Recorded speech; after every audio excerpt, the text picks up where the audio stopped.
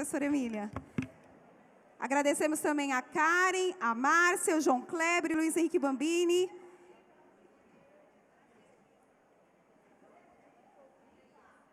E a Lia também. Muito obrigada. Pessoal, continue aqui, que daqui a pouco vai ter outra palestra.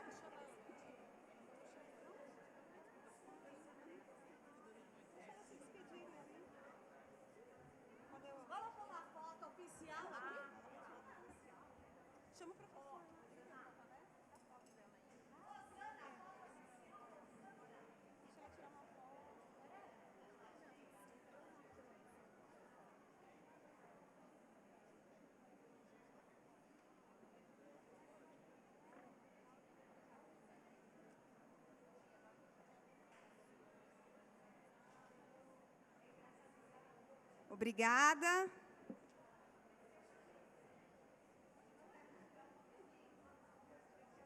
Pessoal, continuem aqui, né?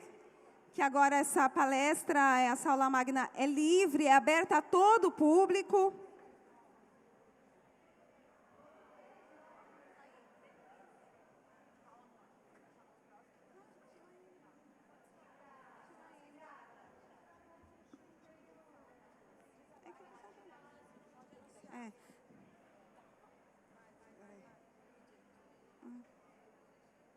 Peraí. Bom, vamos dar início à aula magna da alimentação, comensalidade e cultura, do professor Ideraldo Beltrame, que é graduado em Ciências Sociais, mestre e doutor em Saúde Pública, docente e pesquisador nas áreas de Ciências Sociais e Saúde Coletiva.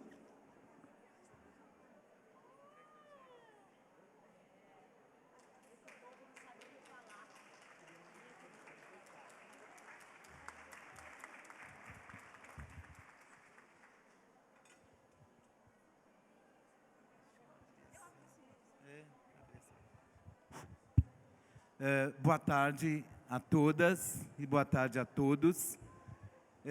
O meu nome é Ideraldo Luiz Beltrame, mas também podem chamar de Ide, porque nome feio tem que ter apelido, senão ninguém guarda, né? E vou tomar a liberdade de mudar um pouco a geografia pedagógica desse espaço.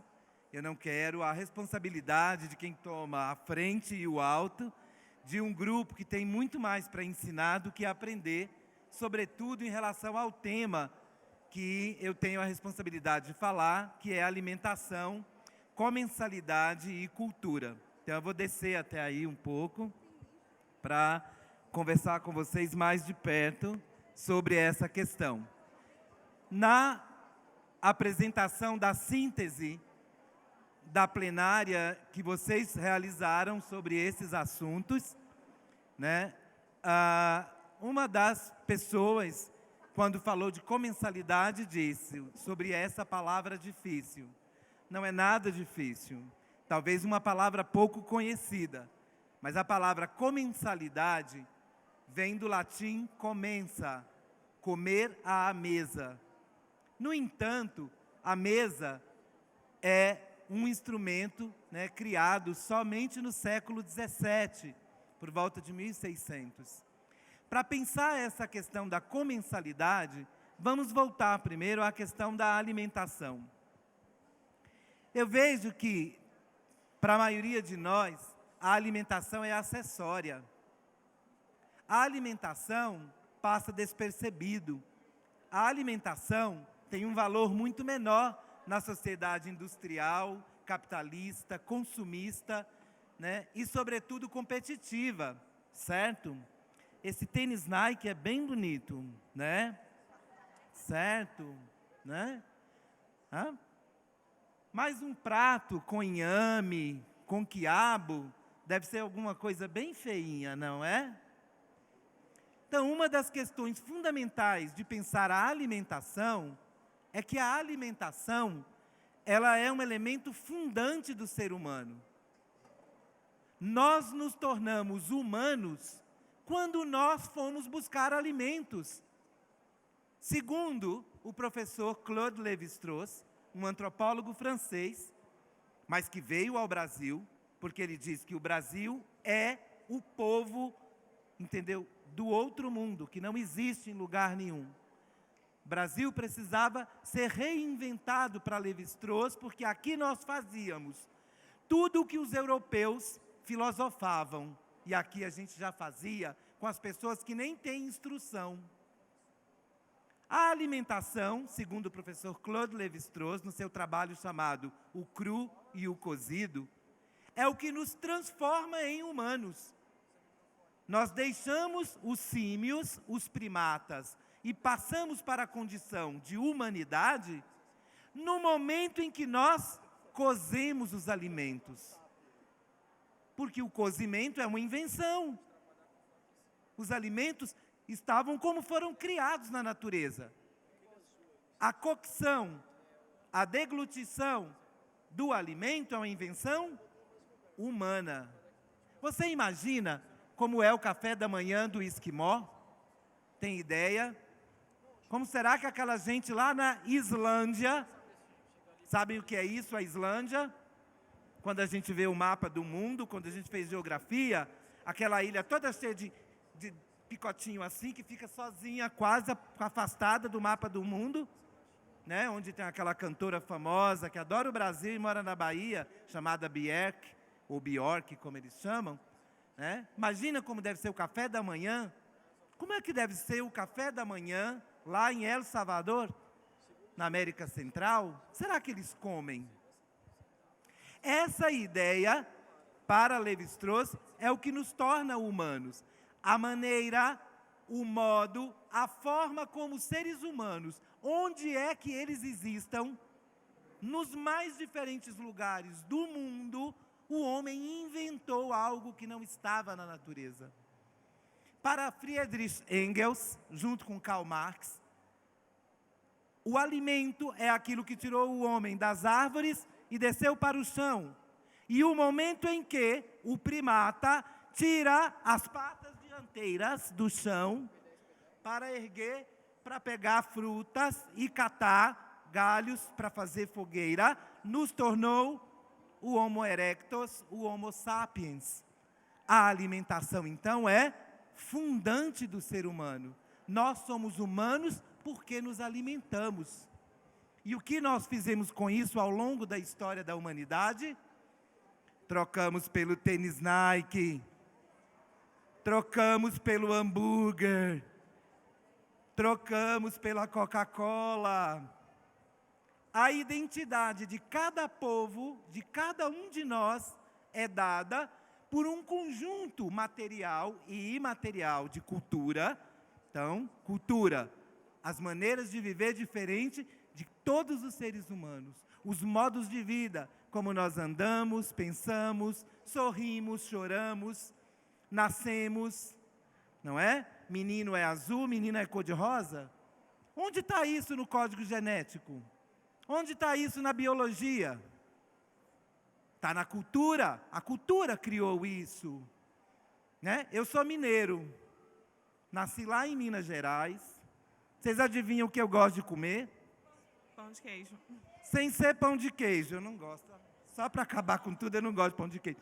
O que mineiro gosta? Ah, da frente dele. Perdão. Me perdoa. Que mais que mineiro gosta de comer, gente? Couve, frango com quiabo, criatura. Frango com quiabo e angu. Aí eu vim para São Paulo e o povo daqui come um tal de sashimi. Gente, tem um negócio que revolta o estômago de qualquer ser humano. Gente, se eu comer sashimi eu vou morrer, eu vou passar mal, mas se eu comer eu acho que eu vomito. Quem informou o meu aparelho biológico que se eu comer isso, eu posso até dispor do estômago? Quem informou para o meu organismo biológico que é bom comer carne seca com rapadura? Quem foi que informou? Quem informou foi a cultura. Segundo a antropóloga Margaret Mead, toda a alimentação de um adulto vai depender da criação dele desde o peito. As primeiras comidas sólidas, até a sua educação, chegar à maturidade e à fase adulta, nós somos aquilo que comemos. Isso tem a ver com a nossa identidade, uma identidade corrompida, uma identidade colonializada, europeizada, quando os Tupi-Guarani, que pelo menos há 12.000 anos já estavam aqui no Brasil, nos forneciam como alimento, como possibilidade de ser humano, cará, inhame, taioba, couve.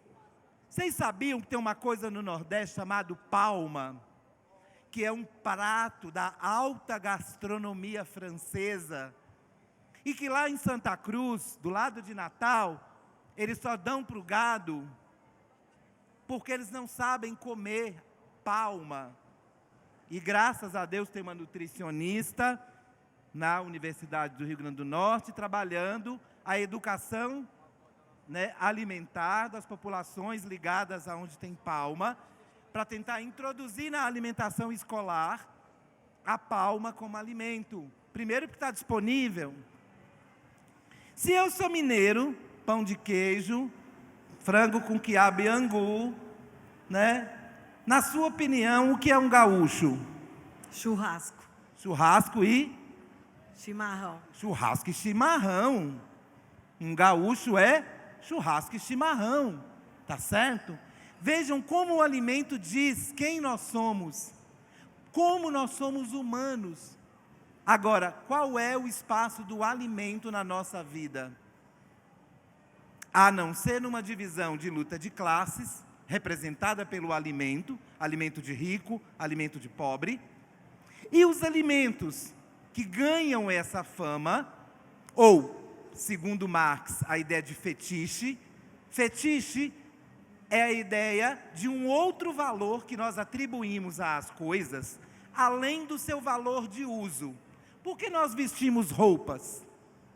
Que esse calor que está, seria melhor se a gente tivesse um pouco peladinho, né? Mas o homem inventou uma coisa chamada moral. Tá certo? Nós inventamos códigos não genéticos, não hereditários, passados de geração para geração. Está muito calor aqui, eu acho que eu vou tirar a camisa para fazer essa palestra. Por que eu não faço isso? Porque há uma série de códigos simbólicos, inconscientes, que nos diz o que pode e o que não pode. Com a alimentação é a mesma coisa. Quando a gente pensa em fruta, né, que frutas são frutas de grande status? Maçã, por exemplo. Pelo menos quando eu era criança, né, uma criança pobre, filho de um pai que era caminhoneiro e a mãe que era dona de casa, né, maçã era, no meu imaginário, uma fruta chiquérrima. Até porque maçã só dava para enfermo. Eu lembro quando era criança que toda pessoa hospitalizada, o povo levava maçã para ela comer. Depois eu descobri que levavam também para professor. Falei, então professor e enfermo estão ali, ó. Os dois, precisando de maçã. Tá certo? Então essa ideia fundamental de que a alimentação é um elemento fundante do ser humano, estruturante. Nós somos seres humanos porque nos alimentamos. Nós somos seres humanos porque o homem se tornou humano quando foi buscar a alimentação. Isso já existe desde a pedra lascada, no que nós chamamos, na divisão histórica, a Era do Fogo, quando o homem dominou o fogo e, portanto, a possibilidade da cocção, então o homem tornou-se propriamente humano. Na mitologia grega, né, tem o mito de Prometeu acorrentado. Então Prometeu, filho de Zeus, vai até o sol, rouba uma fagulha do fogo do sol e traz para os humanos e entrega para os seres humanos e dá a eles a possibilidade de, dominando o fogo, dominar toda a natureza. Então o fogo simboliza a cocção do alimento e isso só é feito não individualmente, mas no coletivo. A alimentação funda o homem. O homem, nos seus atributos para a cocção, funda a sociedade. Porque um homem sozinho não conseguia fazer tudo o que ele precisava comer. Mas em grupo, ele começa a preparar e a modificar a natureza para a comida. Outro ponto fundamental, nós somos humanos porque comemos. Nós não comemos porque somos humanos, porque todos os outros animais comem. Então a alimentação é uma característica da humanidade em nós, o que nos torna humanos. E seres capazes de sociabilidade. Ou seja, os primeiros grupos humanos, as primeiras mônadas, ainda nos grupos totêmicos, se organizam em torno da alimentação. E aí entra a questão da comensalidade. Essa palestra ia ser bem melhor se a gente tivesse sentado num boteco, com esse calor, tomando uma gelada, daquela chamada canela de pedreiro. Vocês conhecem essa expressão? Cerveja canela de pedreiro. É quando você pega a cerveja, ela está até esbranquiçada, assim, de tão gelada. Sabe aquele esbranquiçado de cimento na canela? Já pensou naquilo? E a alimentação foi, por muito tempo, o elemento socializador. O alimento através do qual o homem editou normas, o homem inventou maneiras de convivência. A palavra comensalidade, comer à mesa, significa portar-se. Então tem tão uma coisa de garfos, garfo do lado direito, até hoje eu não sei esse negócio, porque eu venho de outra geração, eu sou descendente de índio, não sou europeu, definitivamente. Não que não sirva, não que não seja bom, porque tem uma questão da estética ligada com hábitos de saúde. Minha mãe ensinava a gente quando criança, come de boca fechada. Ficava brava. Come de boca fechada, menino. Tá certo? Tem uma área da saúde, da medicina, que é ocupada pela nutrição, chamada ortomolecular. Nutrição ortomolecular. A base fundamental da medicina ortomolecular é a mastigação. Então, por exemplo, pessoas que têm problema de disfunção neurológica ligada à epilepsia, disritmia, tá? Faz essa terapia ortomolecular, cada garfo na boca tem que mastigar 30 vezes. Pensa uma pessoa assim, gente, ó.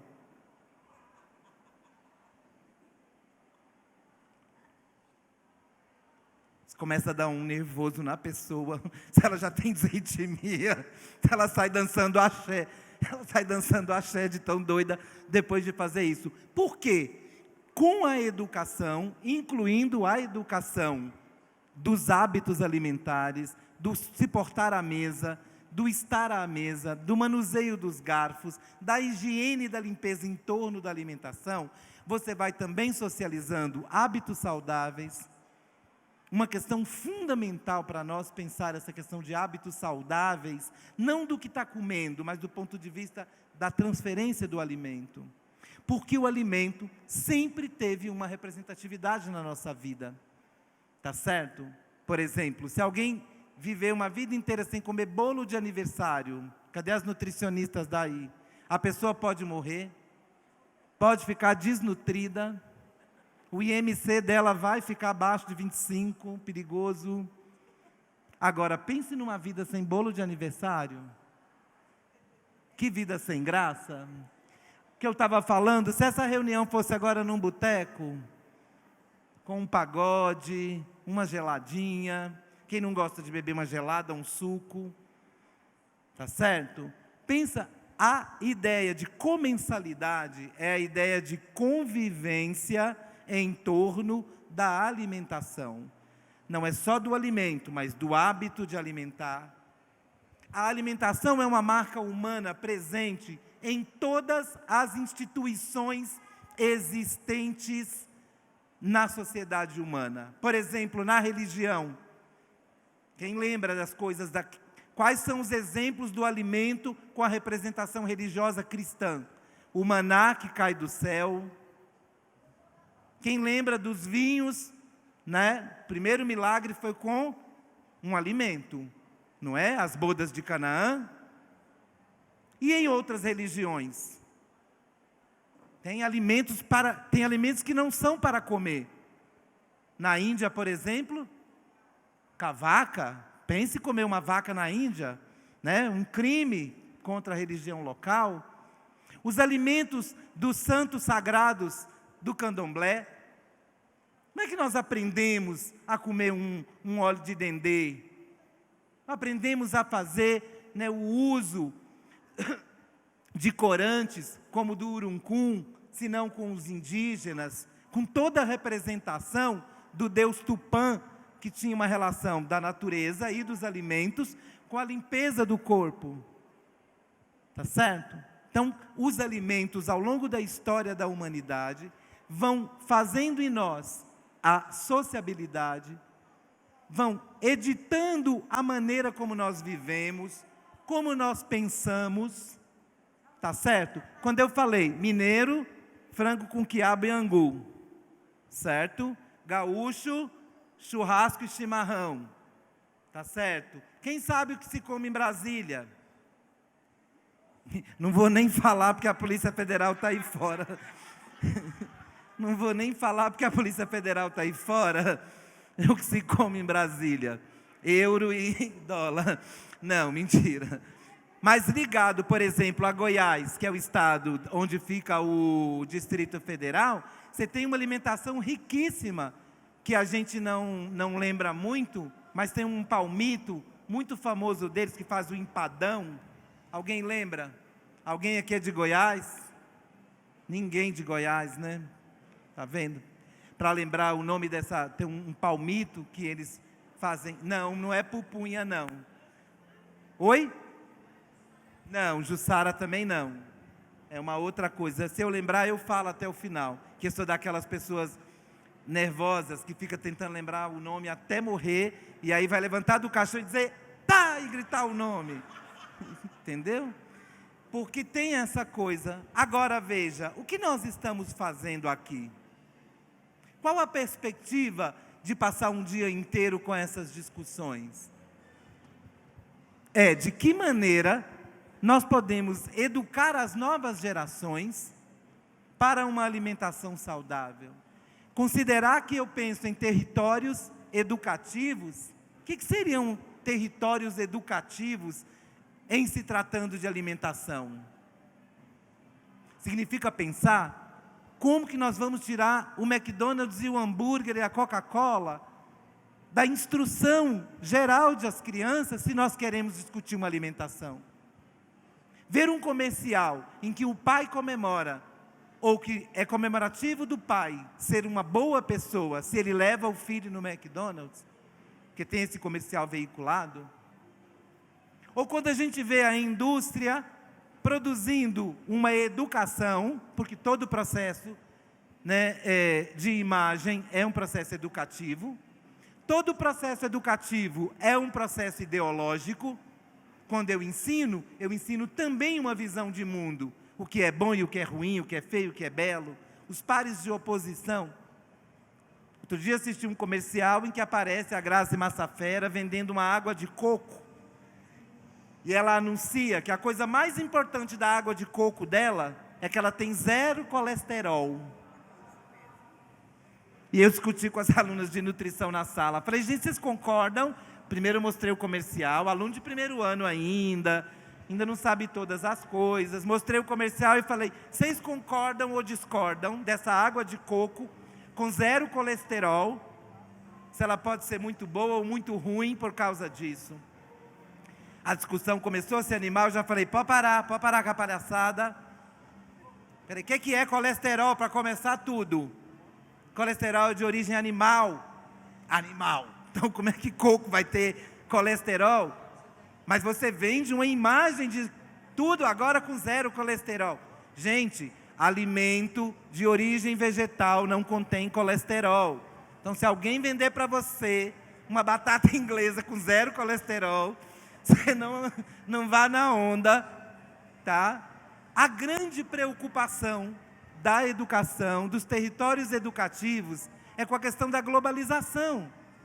Nós vivemos um processo que há algum tempo atrás foi conhecido como a nova ordem mundial, tá? E os territórios educativos, para lembrar Caetano Veloso, entendeu? Está fora da ordem. Alguma coisa está fora da ordem. E com a alimentação, muita coisa está fora da ordem, porque está fora da ordem mundial. A globalização é um processo de internacionalização das relações econômicas, sociais, culturais, políticas, em que a alimentação ocupa um espaço privilegiado, porque é de fácil conexão com os outros mundos. Então, quando eu penso que alguém em Santa Cruz, no Rio Grande do Norte, podia ter na alimentação escolar a palma, que segundo a nutricionista é rica em nutrientes, ou inhame, ou taioba, ou serraia, ou mandioca, tá certo? Eu estou substituindo pelo hambúrguer, pelo salgadinho. Já comeram salgadinho de pacote? Todo mundo já comeu um dia, né? Dia desse, minha sobrinha sentou na minha perna, 7 anos de idade, com um pacote na mão. E ela, mexendo, virou aquilo no meu nariz. Gente, o negócio tem um cheiro de vômito. Quase morri na hora. Vai com Deus, também te amo. De onde você é? Do Ceará, Pereira, Ceará. O que você gosta de comer lá no Ceará? O que você lembra quando era pequena e comia gostoso? Como? Comia angu. Angu. Sabe o que é aquele angu? Sei, sou de Minas também, como angu. Mineiro gosta de um angu, que é uma coisa. Eu sofri. Não, Sofreu muito? Comeu angu e sofreu? não. Comeu angu e ficou feliz. Não, escuta, eu estou...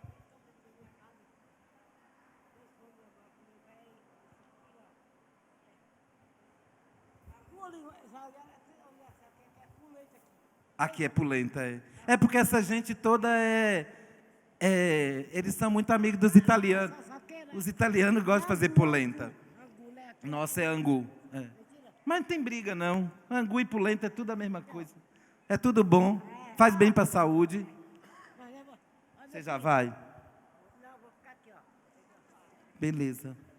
Só escuta que eu vou esperar o seu café, eu ainda vou ver se eu Tá.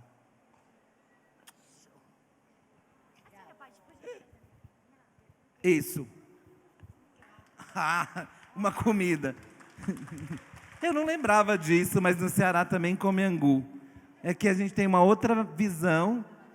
Com essa questão dos territórios e a globalização, você tem uma coisa que é, ao globalizar as relações todas, nós globalizamos o consumo dos alimentos. Então, hoje, sem sombra de dúvidas, uma parte muito significativa de nós, no mundo inteiro, consumimos alimentos prontos ou pré-prontos. Tá certo? O velho socador de alho, descascar o alho, cortar o alho, descascar a cebola, cortar a cebola, pôr no socar com sal, né? Ficou uma coisa do passado, porque a gente compra pronto, né? Ou o alho picado pronto, ou, tá certo? Então nós temos uma quantidade de prontos e pré-prontos que a gente precisa negociar num outro nível emocional, funcional, porque daí a gente apela para a questão de como a funcionalidade da vida no dia a dia, tá? Agora a gente está falando de territórios educativos, né? Tem criança aqui? Só se for no colo, né? Porque só tem adulto. Nós erramos demais. Então a gente quer educar quem? Os outros, porque nós já fomos, gente. Eu, depois de 52 anos de idade, já tenho mais passado do que futuro. Tem mais que educar, de comer, né? Picar alho, picar cebola. Se eu posso pegar o potinho da Arisco, né? Que já vem pronto. Pensa nisso. Agora, quando a gente se remete a territórios educativos, primeiro a ideia de território. Território como construção de identidade, pertencimento. Mineiro com angu e quiabo, gaúcho com churrasco e chimarrão, baiano com pimenta, que é o cão. De onde? Baiano é dendê também. De dendê, muito dendê, né? Que mais, gente? Comi umas coisas uma vez no Pará que só por Deus. Quando terminou de comer, eu já escutava Joelma cantando e eu já estava jogando Já estava jogando o cabelo de nervoso da comida. Um negócio chamado pato no tucupi, que aquilo fervia, borbulhava. Eu ia comendo e o suor ia escorrendo. Eu ia comendo e o suor ia escorrendo. Quando terminou de comer aquilo, que eu olhava para a amiga que fez, eu falei, filha, eu estou sentindo a Joelma dentro de mim. Desceu um espírito, eu vou balançar cabelo. E ela falou, tem até cabelo agora? Eu falei, é o que essa comida faz. Porque dá um negócio, dá um calor em você, que se você não for de lá, você não entende o que é aquela comida, você não entende por que é aquilo. Que é outra questão da comensalidade, que é a gastronomia. Quando nós transformamos a alimentação em algo que tenha uma erudição, que tenha uma questão da gastronomia, eu penso nos territórios educativos. Para quem eu estou falando? Se nós vamos educar para quê? Então, a gente tem que pensar na alimentação como fundante do ser humano. Nós somos humanos porque alimentamos. É a alimentação que nos tornou humanos. Nós somos sociais, nós não existimos enquanto indivíduo. Hannah Arendt, no seu livro A Condição Humana, diz, não existe o homem no singular, o homem só existe no plural. Nada em nós é individual. Tudo em nós é cultural e social. Tudo, desde que nascemos. Como é que você chama? Ariane. Ariane, você não chama, os outros que te chamam. Seu nome nasceu antes mesmo de você nascer. Foi seu pai e sua mãe quem decidiu, com base nas experiências sociais e culturais deles. Né? Eu chamo Ideraldo, que é uma homenagem a um jogador de futebol chamado Ideraldo Luiz Bellini, que foi o capitão da seleção brasileira de 68, tá certo? No país do futebol, tá certo? A outra chama Maria Aparecida, por uma graça alcançada de Nossa Senhora, que ela teve um parto muito difícil. Né? E aí foram vindo, gente, aquilo que a sociedade, né, no seu território, no seu espaço de pertencimento, espaço de identidade. Então, quando eu pensar em alimentação escolar saudável, não perca a ideia de território. Para quem eu estou falando? Quem são essas pessoas?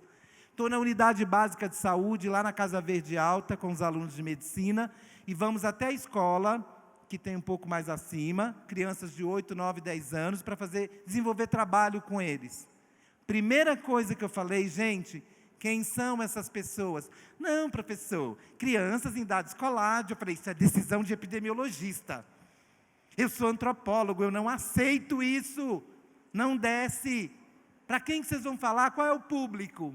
É um público de mulheres de idade. Quem são essas mulheres? De onde elas vêm? Quais são suas histórias? Tivesse mais tempo agora, eu ia pedir que cada um de vocês falasse para mim uma receita. Né? Eu tenho uma receita boa, rápida. Pega uma batata doce, corta em partes rodelas bem mais grossas. Pega inhame, quanto maior, melhor, descasca, corta grande, bota num pirex. Um pouquinho de azeite. Tá? Não bota sal, pelo amor de Deus. E coloca no forno e espera um pouquinho. Tire e sirva junto com a comida. Para substituir batata frita, por exemplo. Eu não sou nutricionista, tá, gente? Se eu falar besteiras, nutricionista levanta a mão e joga a cadeira. Cala a boca. Tem umas aqui que devem ter sido formadas por mim lá na Uninove. Né? A Jane. Quem mais que a Lígia falou, mas... Né? E entre outras coisas, a alimentação funda o homem, a alimentação cria a sociedade, porque é através dela que nós nos associamos para alimentar.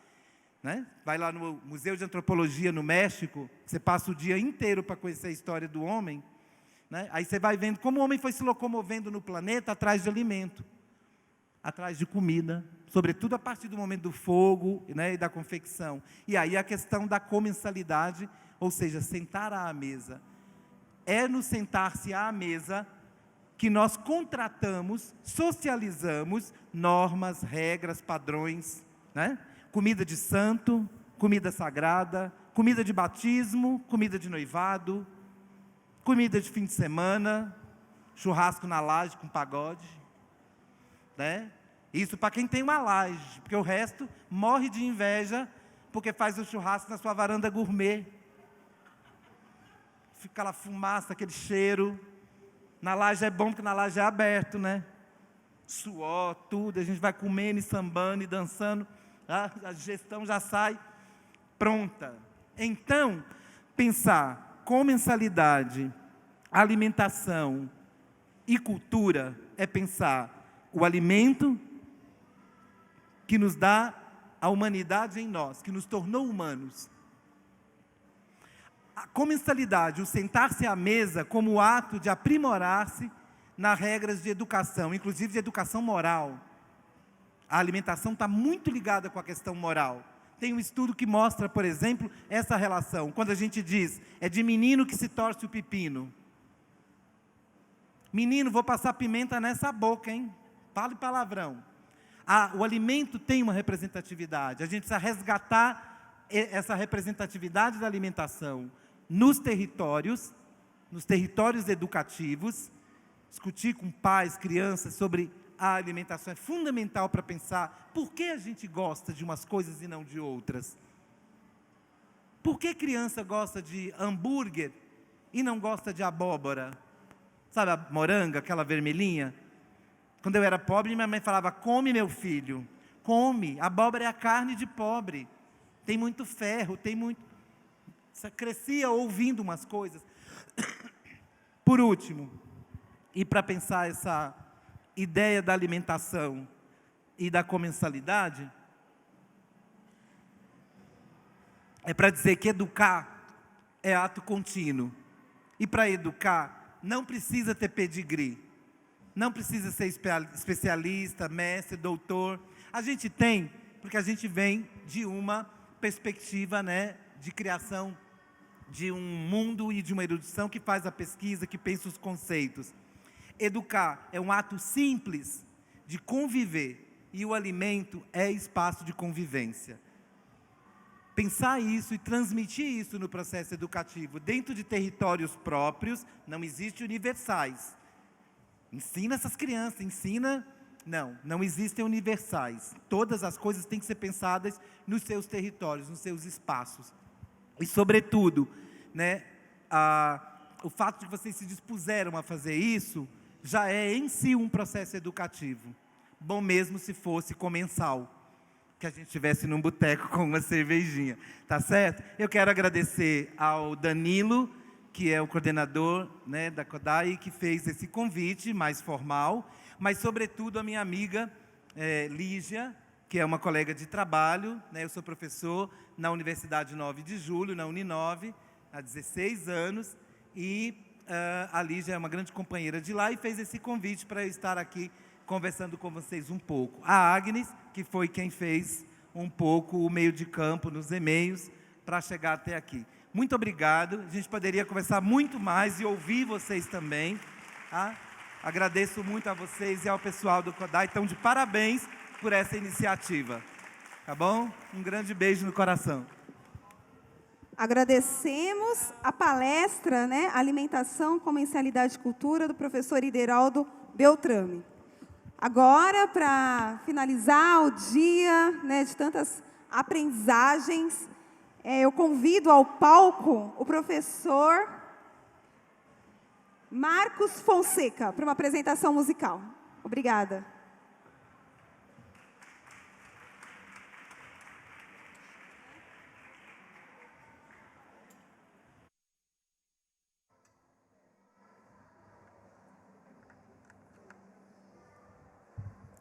Olá, olá a todas. Eu aprendi com um amigo independente do público, sempre saudar a todas. Até porque somos pessoas, né? Então, a todas as pessoas. E eu aproveito também para demarcar uma questão de gênero. Eu não poderia, antes de começar a cantar, que palestra maravilhosa, hein? Ficaríamos aqui horas e horas, belíssimas informações. Vamos levantar para cantar? Meninas, meninos, Cheguem mais para perto, vamos fazer um coral juntos aí, que tal? Cheguem perto aí, a turma do fundo. Isso.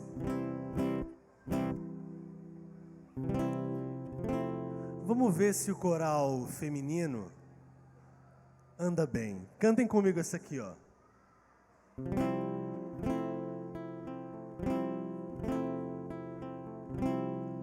Dá mais o violão aqui, ó.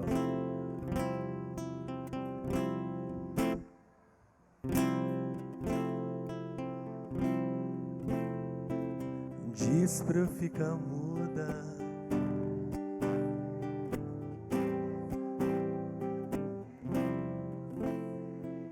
Dramas do sucesso, mundo particular. Mais alto. Como é?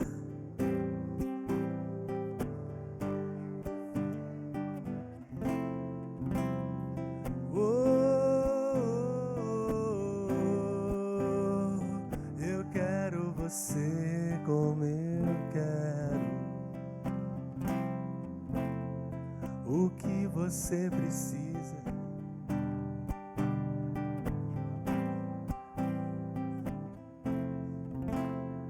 Agora não tem jeito.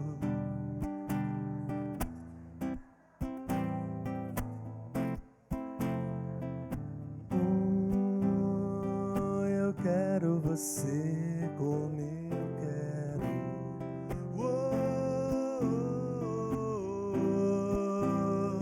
Eu quero você como eu quero. E agora?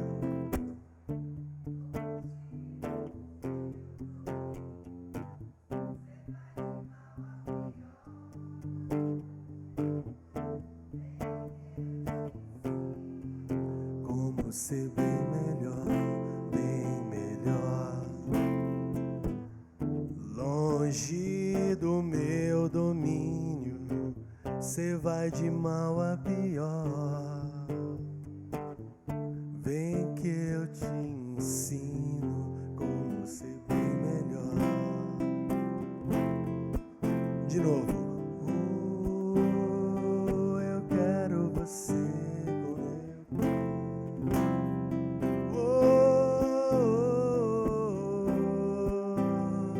Eu quero você como eu quero.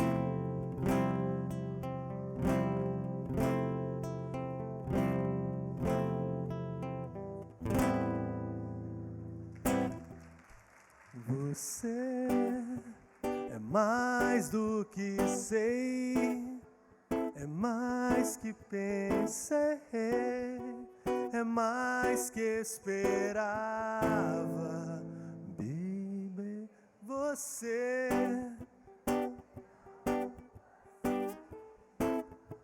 é tudo pra mim, é como eu sonhava, baby. Como é?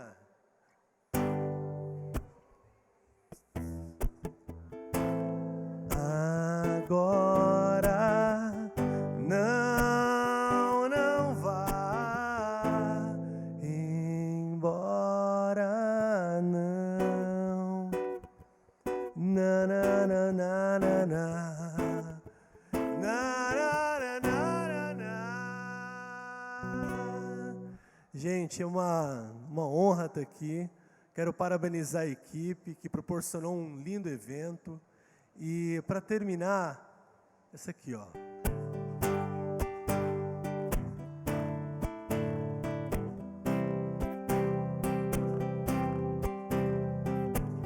Eu te desejo não parar tão cedo, pois toda idade tem prazer e medo. E com os que erram feio e bastante, que você consiga ser tolerante. Quando você fica triste, que seja por um dia e não o ano inteiro. E que você descubra que rir é bom, mas que rir de tudo é desespero. Como é?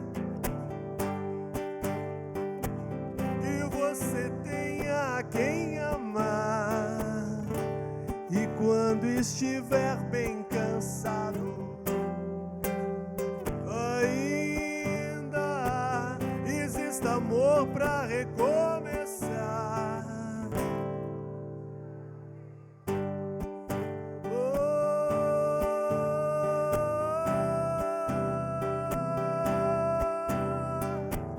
Eu te desejo muitos amigos, mas que em um você possa confiar, e que tenha até inimigos pra você não deixar de duvidar. Quando você fica triste, que seja por um dia e não o ano inteiro, e que você descubra que rir é bom, mas que rir de tudo é desespero. Como é? Que você tenha quem amar, e quando estiver bem cansado, ainda existe amor pra recomeçar. Pra recomeçar. Pra recomeçar.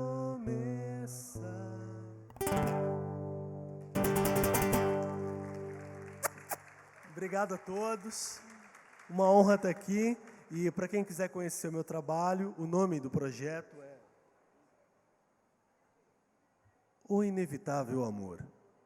Em tempos de intolerância, em tempos de ódio, falar em amor é um dever revolucionário. Então são poesias, são músicas que eu posso levar para vocês. O nome do meu trabalho é O Inevitável Amor, e você pode conhecer mais no Facebook, numa página cujo nome é O Inevitável Amor. Muito obrigado. Muito obrigado. Agradecemos o professor Marcos Fonseca pela apresentação.